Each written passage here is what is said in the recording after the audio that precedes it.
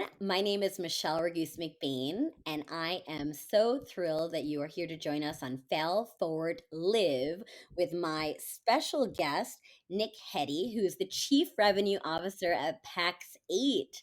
And if you don't know who Pax8 is, you might be living under a rock. So, Nick, please welcome yourself to our show and tell our guests a little bit about Pax8. Yes. Michelle, thank you for including us. I love being a part of the creative segments that you put together, talking about the trends that are happening in the industry. As you mentioned, Nick Heddy, Chief Revenue Officer of Pax8, and we believe we are the world's favorite place for IT professionals to buy, sell, and manage cloud. And marketplace being the key word, connecting buyers and sellers of all the different vendors in this new cloud economy. Oh, fantastic. And, one of the statistics, I recently had you as a guest on our Clubhouse channel, Growth Hacking, and we talked about how there was more growth in 3 months of the pandemic of marketplaces than in 10 years combined, which is incredible. And that Crazy to think going in the about. lab, right? So we're heading into a new normal and it's exciting times, especially for companies like Pax8. And so just looking through your bio, Nick, you have more than 16 years of experience in indirect sales and industries in tech and telecommunications. In your role as CRO at Pax8, your responsibility is for revenue generation process and ensuring key departments are aligned to create the best wingman experience for your partners. I love that. I love how partner focused and partner driven you and the team at Pax8 is. Previously, you were the SVP of Sales and Marketing at Pax8, and you led the strategic direction of the company's sales, business planning, and marketing efforts. And you're delivering strong financial results, marketing campaigns, and profitable growth in a very competitive market. What's your secret to success? Yeah, there's a couple things that I think are important, and you mentioned one of them earlier. It's that partner Mm. focus, and we don't win unless our partners win. So we always have partners front of mind in anything that we put together. And the second supplement to that would be listening. There are lots of companies who talk at you and tell you how to sell and how to consume and how to set up your business and your business model. And Pax8 has been all about being open and the ability to be flexible and fit into your business model. And those have been the keys to our success. We do 2 dev updates twice a week to our platform. So listening to partners is what drives a lot of that I strategy. love that so much. And partner first, I think, is your definite key to success. I know nothing but great things from every partner I have the pleasure of speaking with when they talk about the Pax8 team. So you are in this great position in this great forward thinking company, obviously very successful. Where did you start your career? What was your first job and what did it teach you? Yes, great question. Well, I lived in Flint, Michigan when I was little. And if you're talking about first job I got paid for or first job, I would say my dad used to drag me. He was a residential painter. And so he would drag me to jobs to scrape houses. But I don't think I got paid for that. But if you're from Michigan, you also know that there is a 10-cent deposit for any bottles that you return. Mm. And somebody has to sit before there were the machines you fed them into. Somebody would count the bags of bottles and cans that came into the grocery store, and that was my great job. Wow, I love it. This is what taught you finance. That's good. You must have been good at what you did. That's awesome. Now, did you always know that you wanted to work in technology? No, my degree, I got my undergrad from Central Michigan and my MBA later with a focus on marketing. But my degree was entrepreneuring, and it was a little bit of a sales degree almost, and how to run your own small business.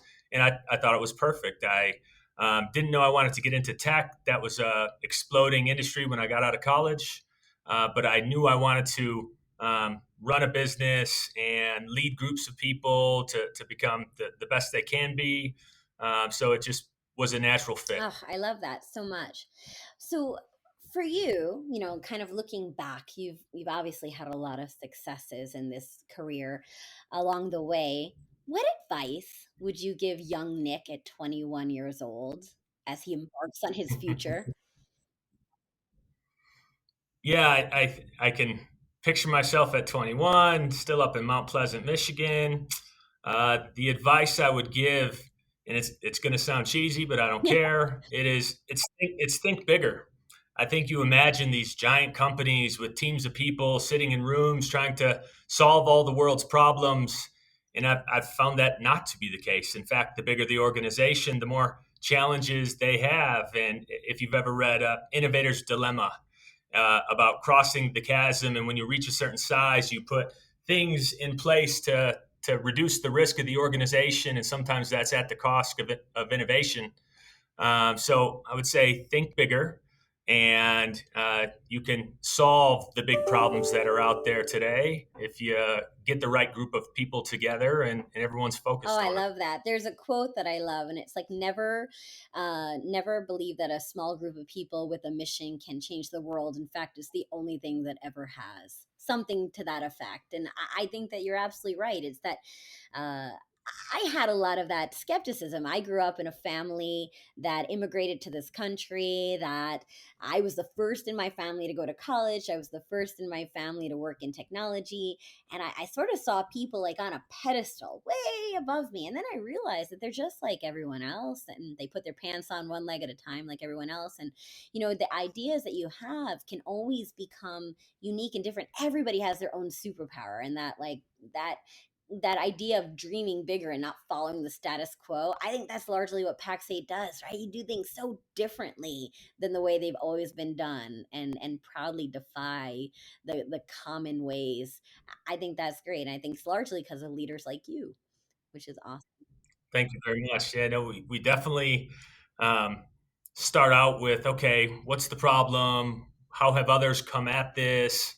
How do we come at it from the complete opposite angle and try to flip it on its head as long as it makes sense? Let's try it. And we try a lot of things. We fail at a lot of things. But it's those failures you learn the most from. So I was excited when you reached out about the fail forward, because I think that's what you learn the most from. Absolutely. I think, I just think every time I see someone successful, I think, what was their journey like? Where did they start? And so it kind of started just like a personal, like at the hotel lobby bar, we'll have this chat. I thought this is really mentorship at its finest. Anyone that wants to be a disruptor or a change agent or work in a cool company or become a CRO, like what do they need to know? What do they need to learn? And what do other people have as their stumbling blocks and lessons that help them get to where they are? Because I believe that everything teaches you something, and everyone teaches you something, right? So there's this element of really understanding from you guys, what did you learn? And so one of the things you said that resonates me is that you had some failures. So if you had to pick one, what was your biggest failure and what did it teach you? Yes. Biggest failure. I think for me in the last 8 years, and I'm celebrating 8 years this month at Pax8, employee number 8. Uh, 888. That's good luck. It's yeah, Chinese culture too. yep.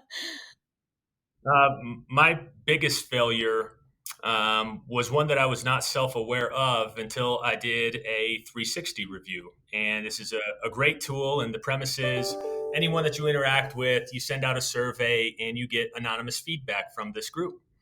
And I got some negative feedback from my peer level. And that feedback was Nick is very good at driving his own initiatives, but isn't always giving the same attention to other people's initiatives. In fact, one of the anonymous comments was a little bit like a selfish bull. Oh, And those who reported up to me were very happy with me and how I helped them drive their initiatives.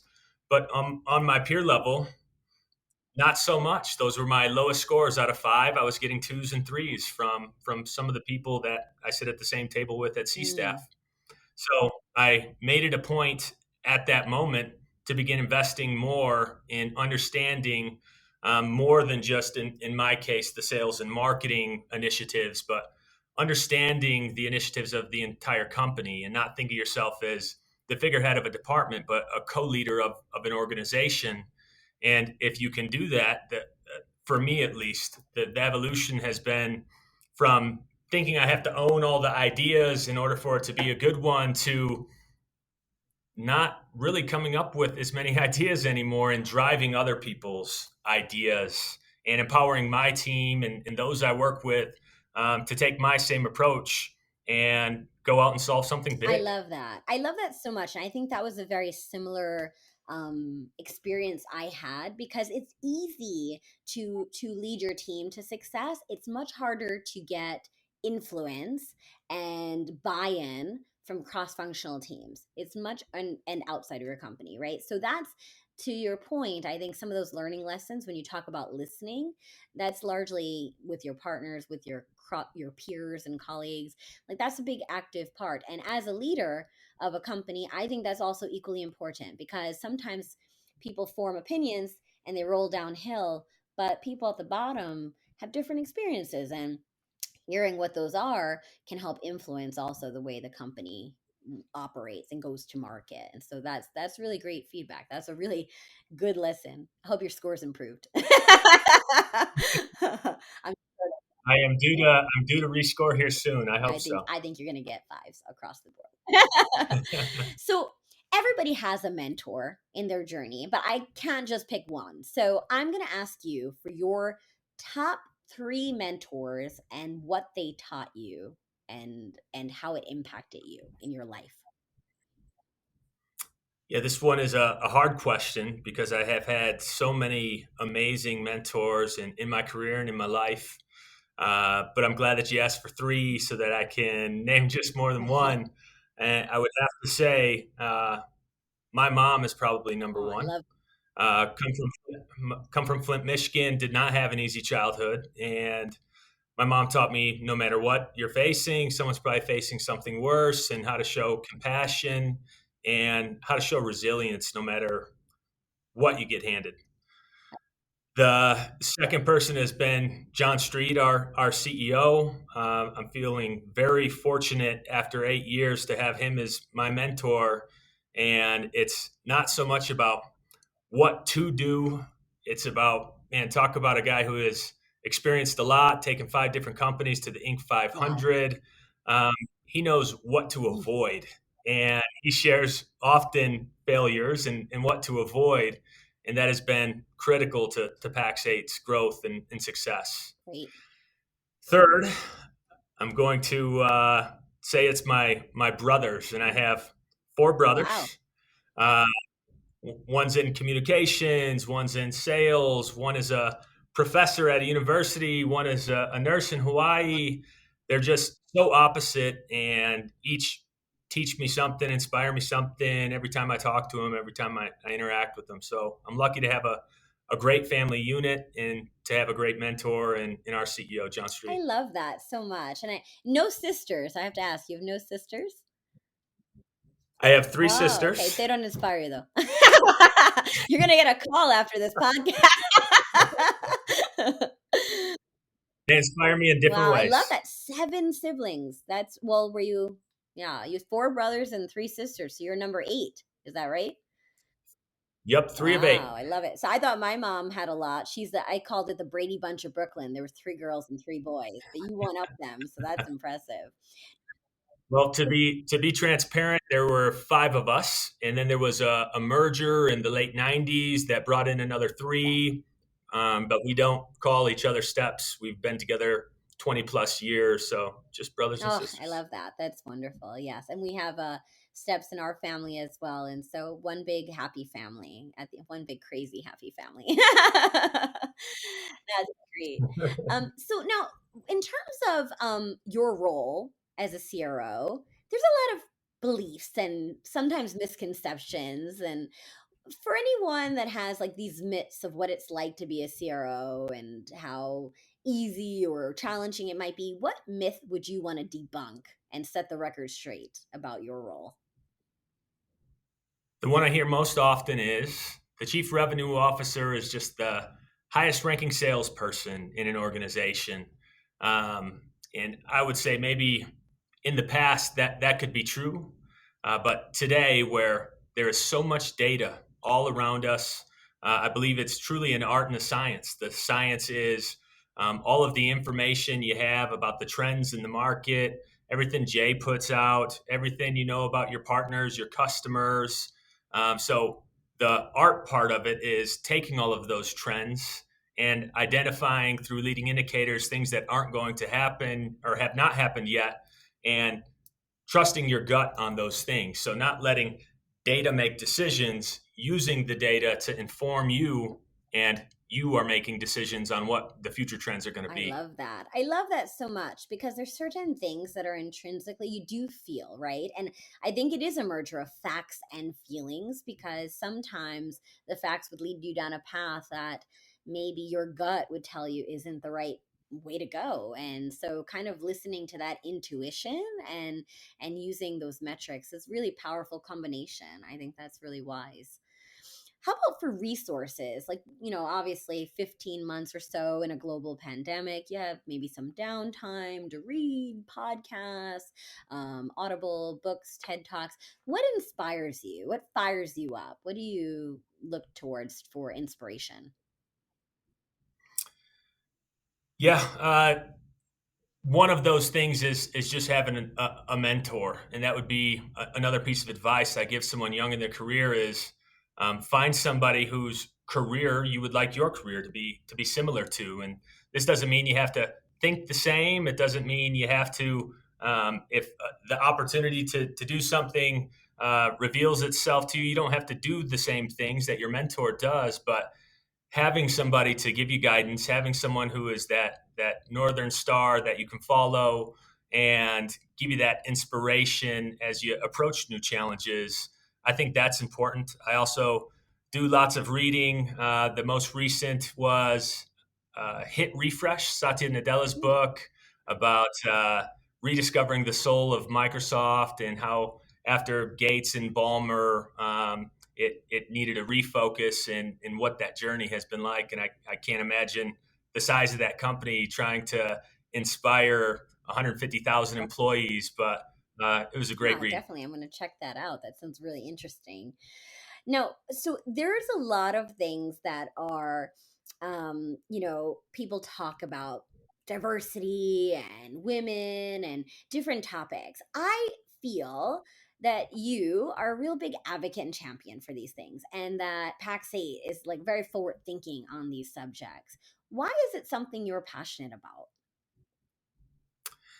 I have been parts of organizations where there was a little bit of groupthink going on, and as a leader of people, it's very easy to find people similar to you because you know how you would manage Right. yourself. And I feel like that's not a great approach. And it did cause us problems in former organizations. So I love the value that comes from diversity and a larger group of people who have different perspectives on things. So I think it's important. I think it drives a broader total economic impact. I think it fosters creativity and innovation. And how do you take all of these good ideas and kind of mesh them together into one go-to-market strategy? I just think it provides a healthier culture for a company, especially one in a hyper growth I mode. love that so much. I mean, that's for me. There's a rule that I have is if you look across the table and everyone looks and sounds and thinks like you need to rethink that because the diversity of that is so important. And just mentoring and reverse mentoring and just bringing all sorts of perspectives. And like you, I grew up in a very different sort of way. I had a single mom. My mom was very inspiring to me. She said you could do anything you set your mind to if you believe it, but that is one of the things that's very pivotal is that I didn't have the same experiences. So sometimes it's not even gender or nationality or religion. It could be introverts and extroverts and all of just the differences that make us who we are, bringing those ideas and thoughts to the table, and allowing space for them and allowing support for them can really make such an impact in an organization. So I love that response very much. There's all sorts of studies around um, if you have too narrow a lack of diversity, you're only really serving a small segment of the market. You can reduce churn, you can get more perspective. It's just taking the time to make sure that you're interviewing the same amount of people. Always take the best candidate, but make sure you spend the time to at least give a diverse group of people an opportunity and an at bat. Absolutely, absolutely. And I had this conversation with a friend, and he's a channel chief. And he said very, very sincerely, Michelle, why is there not more diversity in leadership? And it just so happens we had just done introductions, and there's two gentlemen on his team that worked with him at the last three companies he worked at. And I said, well, let's start with you. Like looking, and I know it's sometimes it's just an unconscious bias because people work with people they like and people they trust and people they have comfort with. But if you don't have that diversity, it can cause a missed opportunity. And so there was a recent study in leanin.org, which was a group that Sheryl Sandberg, the COO of Facebook, created, that said 65% of men feel uncomfortable mentoring women because of the Me Too movement and because of water cooler chatter and rumors and all of these things. And so when you have mostly men in positions of power in the tech space, not having that mentorship could be a deficit to the attraction and to the retention and promotion of women and just gender equity and inclusivity. So I think, it's really so important to champion men who do it and do it well and do it right, because that's going to help create equality and create inclusivity and more opportunities for people to have a seat at the table if they have a good mentor. So do you mentor anybody else in your journey? Like, how do you find people that you want to mentor? Do they approach you, or do you seek them in your organization or outside of your organization? Yeah, there's a couple places where it happens. I've got 7 direct reports today, so I'm mentoring every one of them. Anyone from the next layer, so the VPs who report up to my SVPs. I often seek out who is the next layer and make sure that I make myself available. And then I mean, it was easier when people were in office, but I've always had an open door policy of anybody can pop in and talk to me. And if my door is open, please come in and sit down and introduce yourself. But I really do try and make it a point to take on anybody who is willing to put the time in. We also do something um, since COVID has started, where we do lunch style, where you get a couple people from different levels, and then 10, 15, 20 new people get to spend 2 hours asking any questions. And if there's ever any follow up that comes from that, which there usually is, it usually creates some of those relationships after those one on one I love lunches. that idea very much, actually. And I think it's such a good thing to carry on after the pandemic, also, because especially having different levels of the organization come together that ordinarily wouldn't, you get to have more Yeah. collaboration, more employee engagement. We used to do something similar when I worked at Cisco, and they called it birthday lunch with John Chambers. And you would have anyone whose birthday was that month would meet with him when he was CEO via in person or virtually, and we would ask questions. And it was such a great idea because everybody in the world who had a birthday in that month could participate if they wanted to. And most people are trepidatious to ask questions, but clearly I'm not. So it was a good opportunity. um, the other question that I have for you is, I know you've been traveling. Obviously, with the pandemic, a lot of people were locked down for a while, but you kind of have been on the move. So where are you going next? Where's your next adventure to? So we closed a round of funding back in December. Congratulations. And yeah, thank you. And we acquired a company, Wire Hive, out of the London metro area. And it's so strange to do a Zoom deal and not actually meet the group of people who will be joining your organization face to face and having dinner. And it seems so hard to find 2, 3, 4 hours where you're not talking work during a day. And so I'm really looking forward to, once some of the restrictions lift in UK, to getting across the pond to meeting the great team that we have over there. That sounds great. And you might have heard a little voice in the background. So I have a 7-year-old and a 5-year-old, and I know that you're a father of two as well. So, what has work life balance been like for you with two little ones in the house? It has been it's been challenging. So I've got a 2 year old and a 6 month old, and I moved all of my stuff home when the pandemic hit, and my office is upstairs right next to both babies' rooms. And I have a big booming voice, and they didn't get much sleep. So I've actually been coming into an empty office. So we've got a whole side of a tower here, room for about 700 people, but there's 5 or 10 in on any given Wow. day across 4 different floors. So it's not uncommon to not see somebody in the office. But I have been coming in much earlier. I had mentioned the UK, their time zone's 8 hours ahead of ours. So been coming in at 5 or 6 a.m. And making sure that I'm leaving and home by 5 p.m. So that I get that time with the I love kids. that. What are your children's names? Yes, Hawkins James Heddy is my 2 year Aw. old. Uh, Hudson John Hetty is my 6 month old. Beautiful. And by the way, if we had a boy, that was going to be their name, Hudson. And James Yeah. is my husband's name. And there's this funny quote. So Jay is actually James, and his dad is James. And I used to work for a boss whose name was James, who I really didn't like. And when we were going to have a baby, he said, "Well, how about we name it James?" And I was like, "Ew, that's the worst name." He goes, "That's my name and my dad's name." I go, "No, you're Jay and he's Jim. I can't think of it." So the funny quote is, "You never know how many people you don't like until you have to name your baby." And then you cross off all the, no, it cannot be this person. And so we couldn't agree on a name either. And we didn't end up having a son. We both love the name Hudson, but Brooklyn and Cali. So a little bit of East Coast and West Coast. And it could be a play on, I was born in Brooklyn and he was born in Calgary, Canada. So, but we can always find a magnet, a t shirt, or a hat. So they're unique enough, but common enough to find products. So easy, Love that. easy. Now, my other question for you is, what's next?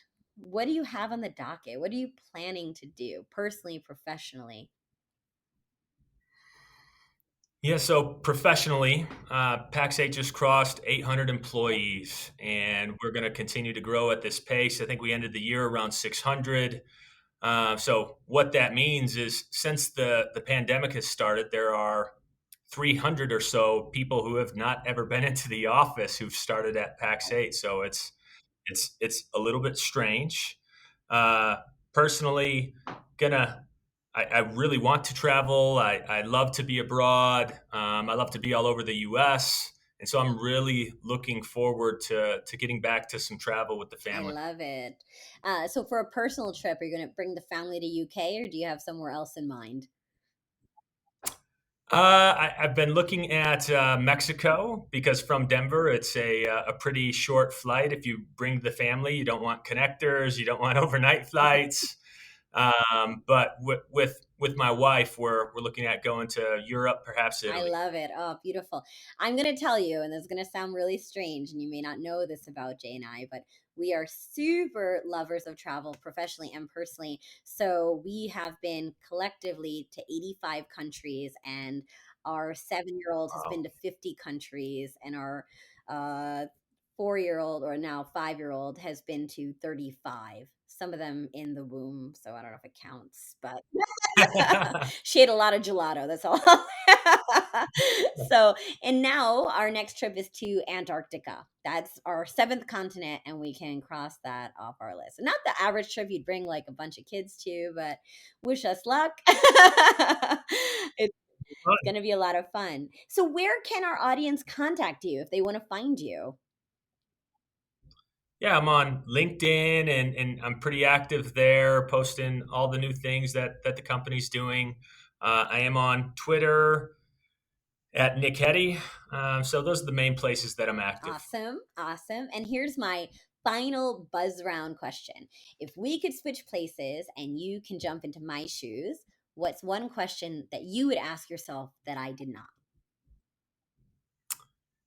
Yeah, I thought about this one for a while. I think it would be, why would you share a failure? I think there are so many young people out there that believe, you're building this personal brand, and admitting to failures could perhaps put you in a negative light.